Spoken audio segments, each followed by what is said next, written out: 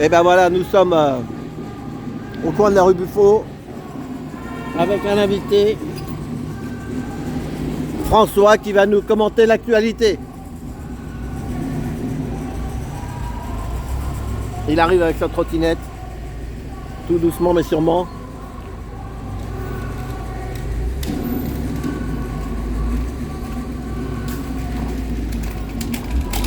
Bonjour François. Oui, bonjour à tous, tous les liveurs de France et de Navarre. Les trottis, on est là tous équipés en trottis, les trottis. Ah oui, les trottis, c'est la secte des trottis. Les trottis trotteurs. Voilà, j'étais pas taxi, mais... Trottis trotteurs, trottis trotta. Ah, il continue, lui, il est sur la route toujours. Toujours sur la route, jusqu'à l'instant ultime, trottis taxi. C'est ça. Toujours sur la route, il a ça dans le sang, la route, le bitume. Et il veut couvrir du bitume, c'est ça son truc, son trip. Voilà. Il a le bitume dans le sang, taxi. C'est ça.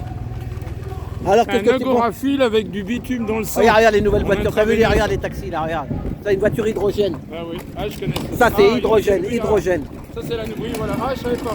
Il y a déjà mis en... Il y a déjà des... Voilà, c'est fuel. Ah, voilà, c'est l'avenir, on va dire. Voilà, c'est les collègues taxis là, les modernes. Moi je suis l'ancien avec ma Dacia. J'étais avec la Dacia. Ouais. Ah, voilà, c'est l'avenir.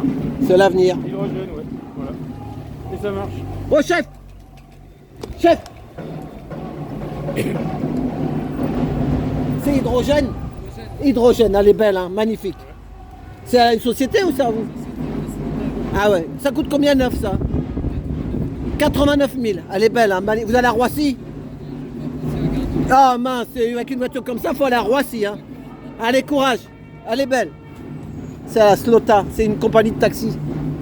Voilà, hydrogène. 89 000 euros. C'est Toyota. Toyota. Voilà, regardez devant, regardez ça, on dirait un requin devant. Oh là là. 89 000 euros, faut en faire des courses. Hein.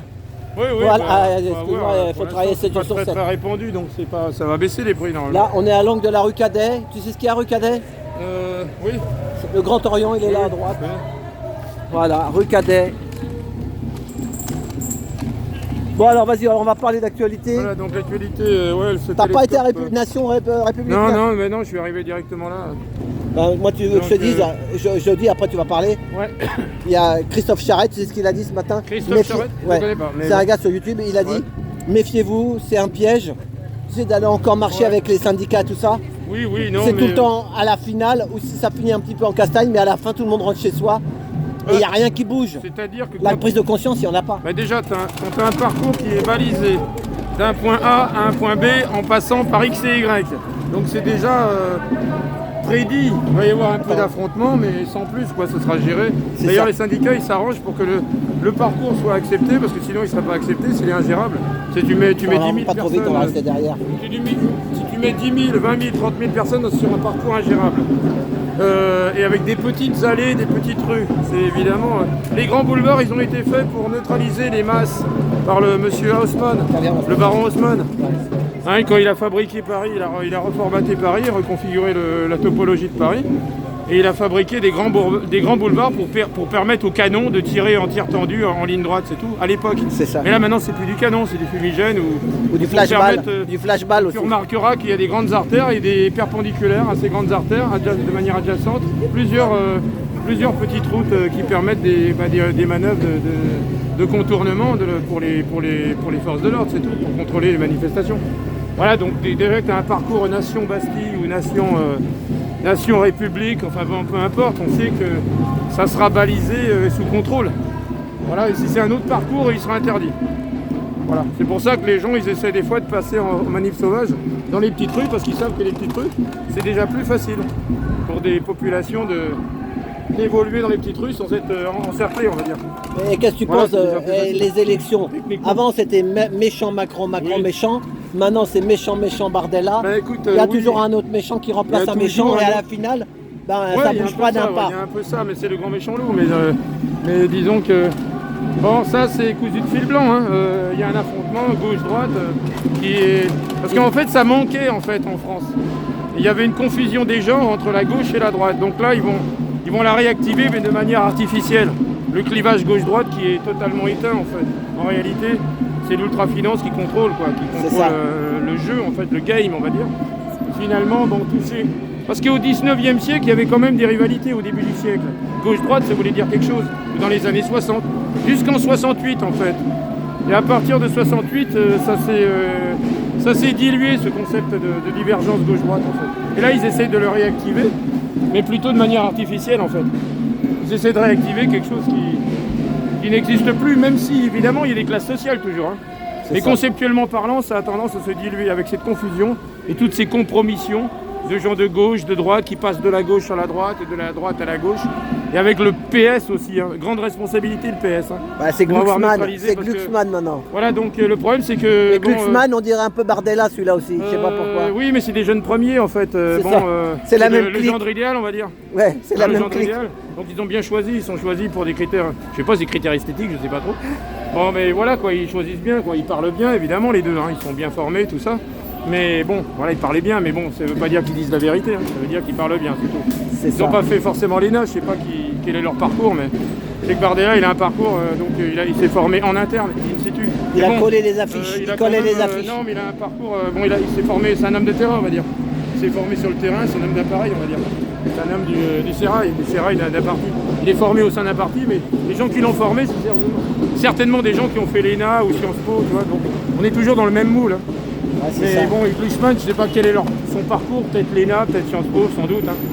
Bah, souvent, tu vois, à la Sorbonne ou à Sciences Po, il y a des petits jeunes qui se sont mobilisés pour la Palestine et pour la cause humanitaire, ce qui est tout à fait louable, évidemment. Mais j'aimerais bien les voir dans 20 ans ou dans 10 ans. Dans 10 ans, bah, ils seront rentrés, ceux qui ont réussi le concours de l'ENA, ils seront rentrés dans les ministères et ils auront un discours édulcoré, quoi. C'est ça. Au début, dans leur jeunesse, ils ont un parcours un peu, ils font de la militance. C'est ça. Donc ça fait partie, quelque part, ils prennent ça pour une formation de terrain, quelque part. C'est ça, ouais, souvent ils sont allés à l'école, voilà, à la Sorbonne et tout ça. Ils sont bourgeoises. D'ailleurs, ils sont originellement de la bourgeoisie, ils sont issus. Ils ont un petit parcours révolutionnaire, bon, qui est tout à fait... moi, je respecte tout ça, évidemment, leur mobilisation, c'est bien. Mais en même temps, j'aimerais bien les voir en projection temporelle, on va dire. J'aimerais bien les voir dans 10 ans, dans 20 ans, dans 30 ans. Bah, ils seront dans les ministères, ceux qui auront... Et puis ils seront restés dans l'axe des études Sciences Po, donc c'est l'ENA. Ils seront dans les ministères, donc finalement, on retrouvera le même profil psychologique et psychanalytique, hein, évidemment, des ministres, des députés, et voilà. Donc du coup, faut voir ça, l'évolution de l'homme dans le temps. Il y en a beaucoup qui ont trahi leurs idéaux de jeunesse ou pseudo-idéaux de jeunesse. C'est pourquoi il y a quelqu'un qui a dit dans un commentaire qu'ils trahissaient qui travaillent, ceux qui sont partis à la République, ils sont partis manifester pour soutenir BlackRock et McKinsey. Non, mais ce qui se passe, c'est que en fait, Emmanuel Macron, voilà, comme il est critiqué à la droite et à la gauche, enfin soi-disant extrême gauche et extrême droite. Bon, on va rester dans le schéma classique, quoi. Bon, ouais. Mais même s'il est officieusement classique, officieusement, ça ne correspond pas à une réalité. Officiellement, évidemment, c'est un peu caricatural. Alors lui, il s'est dit, tiens, j'ai deux oppositions. Bon, les gars, si vous êtes contre moi, eh bien, je me retire du jeu pour un temps. Je suis dans l'arrière-cour en observateur éclairé, et on va dire qu'ensuite, je vais vous laisser régler vos comptes.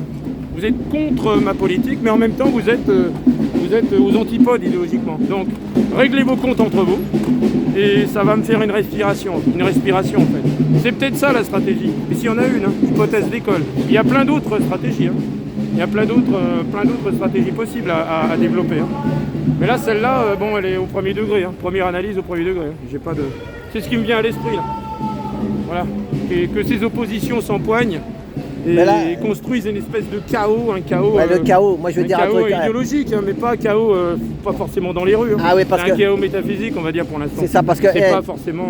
Le deuxième tour des législatives, c'est le 7. Mais le 20, c'est les Jeux Olympiques. Ah oui, non, mais ça est-ce qu'il va y avoir un chaos, machin, ils savent ce qu'il faut.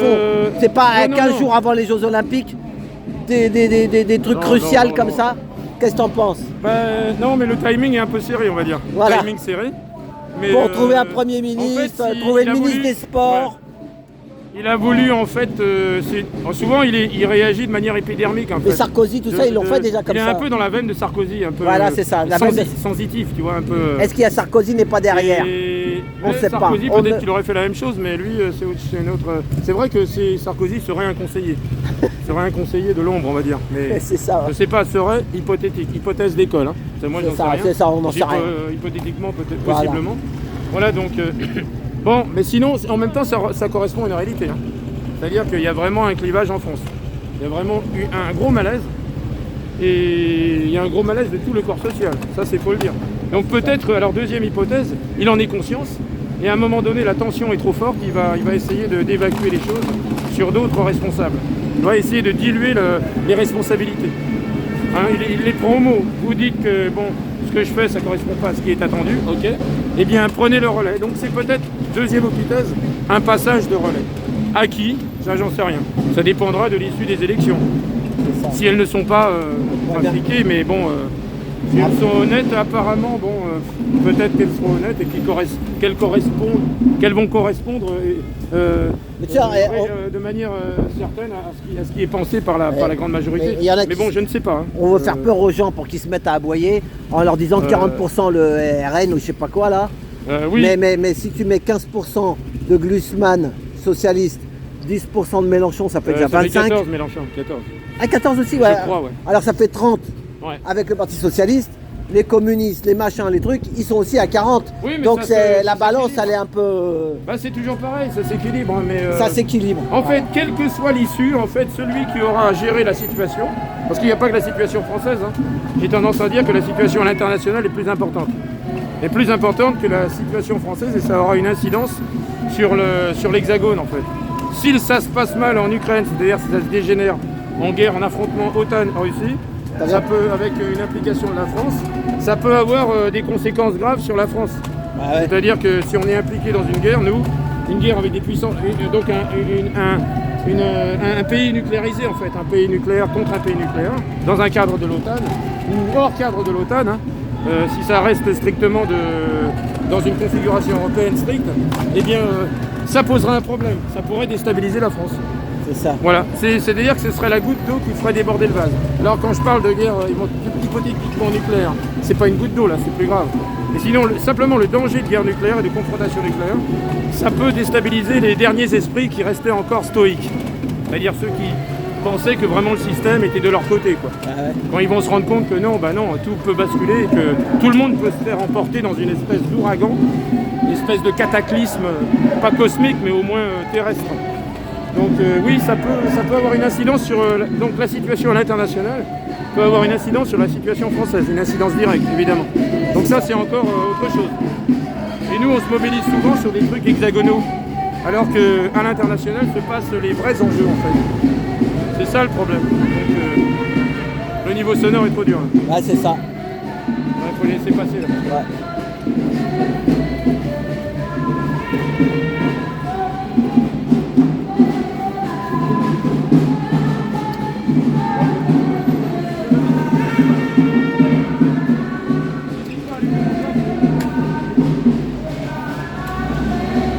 Ouais, il dit à tout le monde qu'il a le... Non, il y a une grippe, il y a une crève en ce moment. Bah, moi j'ai eu des trucs aussi. Hein. Je ne veux pas parler de ma situation personnelle. Bon. Alors voilà quoi, donc on en était. Oui, l'enjeu international peut avoir une incidence sur les événements en France en cours. C'est ça. Voilà, donc en fait, il faudrait savoir quels sont les paramètres de motivation, motivationnels donc des électeurs. Bardella Ciotti. Oui, Bardella Ciotti. Eric Ciotti. Oui, bah Ciotti, ce que j'ai observé là autour des LR, c'est vraiment désastreux. Ah ouais. Ce que j'observe, c'est vraiment. Ils veulent une place. C'est désastreux. Ils veulent une place. C'est-à-dire que les mecs, l'ancienne garde est vraiment. Moi, ils ont encore des militants, mais c'est exceptionnel, quoi. C'est miraculeux qu'ils aient encore des militants de terrain, alors que il y a une telle disharmonie dans les rangs, il y a une telle. Un tel manque de décision, un tel désalignement sur les uns. C'est vraiment un parti qui n'a plus de saveur. Ça n'a plus. Mais bon, moi je suis pas. Bon, c'est vraiment déplorable ce que j'ai observé. C'est déplorable. Mais bon. Ok. Voilà. Eh ben merci François. Ouais. Sinon t'as autre chose à dire non, pour conclure bah, si tu as des idées encore. Bah non, moi ça y est, c'est l'actualité, c'est les élections. Ouais, hein, attends, est-ce que ça va passer? Il y a tellement de bruit là. On va faire la conclusion, mais. Ouais. Voilà donc. Hein. Donc, Oui. Faudra aller dans une rue adjacente, ça va? Ah non, mais c'est bon. Bon, attendez là. Bon, alors donc aujourd'hui il y a pas mal de manifs. Bon, j'ai l'impression que les manifs donc relatifs aux résultats de cette élection, elles vont l'emporter sur les manifs de soutien à la Palestine en fait. On a l'impression qu'une manif on écrase une autre en fait. C'est ça. Une manif on remplace une autre. C'est ça la France souvent. Pendant les affaires continuent. Ça change les drapeaux, on change les slogans. C'est le même public. Peut-être le public qui manifestait, les petits jeunes là, qui manifestent contre la REM. Il y a du bruit là. Oh là là. Voilà les jeunes.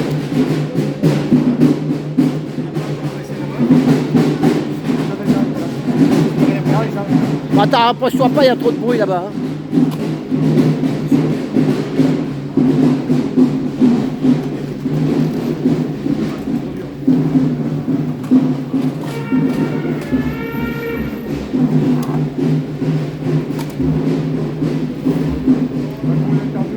Faut enlever ton truc jaune là.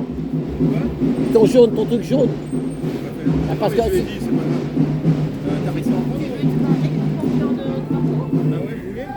oui, ah bah, c'est super. Ouais. Donc voilà, parce que là, le drapeau, je ne peux plus gérer. Si, j'en ai des bières. Je prendrai la prochaine tournée, t'inquiète. Vas-y, tiens, t'inquiète pas. Attends, c'est quoi? Bah, il y a du gingembre dedans. ah bah c'est bon pour la santé ça. Ah, t'aimes pas? On verra la Heineken tout à l'heure. Ouais, bah on verra ça. Oui, donc alors, attends, ça m'a coupé Bon. le fil. Donc qu'est-ce que j'étais en train de dire? J'étais lancé sur un truc. Ouais, parce que là, la police, il veut qu'on rentre dans le rang, mais dans le rang, on n'entend pas. Après, tu sais, j'étais au tribunal, interviewé Maximus, tu l'as vu, non? Ah bah je sais qu'il s'en est sorti là. Mais- Bah, mais- bravo pour ta présence. parce que- Mais le problème, c'est que les gens, ils se plaignent parce qu'il y a du bruit, mais moi, j'y peux rien. Les gens, ils cacotaient à côté de Maximus. Ah oui. Et ça parlait, bah, faut essayer d'écouter, tendre Non, l'oreille un non, peu j'ai plus. entendu ce qu'il avait à dire, il a dit ce qu'il avait à Il dire. parle bien, hein, Maximus. hein. Ouais, très bien, non, c'est bien qu'il ait plus de problème. Les magistrats, ils ont compris qui il était, Voilà, ils ont bien vu que c'est un lanceur d'alerte honnête, c'est ça. il est honnête, il maîtrise ses dossiers, on n'est pas forcément d'accord avec tout ce qu'il dit, c'est pas le problème, il a le droit de le dire, et C'est c'est ça. tout, mais en tout cas, lui, il essaie de comprendre les choses, d'analyser, quoi. C'est Il se ça. contente pas d'opprobre et d'insultes comme d'autres. C'est ça. Tu vois, ça me fatigue les insultes, lui, il essaie d'analyser, c'est bien. Alors, je dis pas dit que tout ce qu'il dit c'est vrai, mais en tout cas, globalement, ça paraît rationnel et ça correspond à la situation. Ouais, tu sais quoi? Mais bon. Il y a Fauci là, ou je sais pas quoi. Pas Celui aussi qui a- un mec là qui a magouillé avec les Oui, par oui, rapport à la on pandémie le aux connaît, États-Unis là. Oui, on le Il connaît. est passé au tribunal, mais là ça passe sur YouTube maintenant. Hein. Ah oui, d'accord. Il le montre comme quoi le mec il dit oui c'est moi qui ai inventé l'histoire du masque, oui c'est moi qui a fait ça. Non, c'est- mais il le va porter le chapeau. Il va porter tout le chapeau alors qu'il y en a peut-être d'autres qui étaient à l'origine du truc. Quoi. c'est D'autres ça, en mais bon. coulisses. Alors lui, il va assumer. C'est un fusible, Il va assumer. C'est un souvent, fusible. ouais, mais les politiques, souvent, c'est des fusibles. Hein. C'est ça. Un politique, souvent, c'est son travail aussi de monter la situation jusqu'à un paroxysme. Et à un moment donné, si ça se craque sur lui. Et il assume. Les politiques, ils assument des fois même l'emprisonnement. Hein. Il peut aller c'est ça. jusqu'à l'emprisonnement pour assumer une responsabilité qui ne lui incombe pas.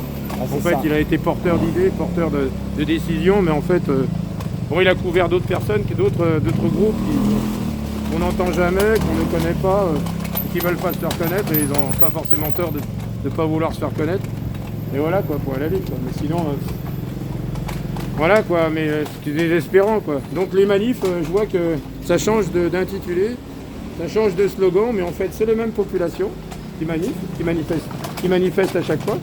Et Mais il change à la de- fin, ça change de bannière, On quoi. va tourner en rond et ils vont voter finalement la REM à la fin pour faire barrage. Là aujourd'hui, là, je vois les gens un peu chauds. À La un REM, moment c'est- donné, ils vont appeler à. C'est quoi la à REM, être, déjà La REM, le parti de Emmanuel Macron. Ah oui, La REM. ah oui. Bah, elle est, la République en marche. Voilà c'est ça. Peut-être. ouais, ouais.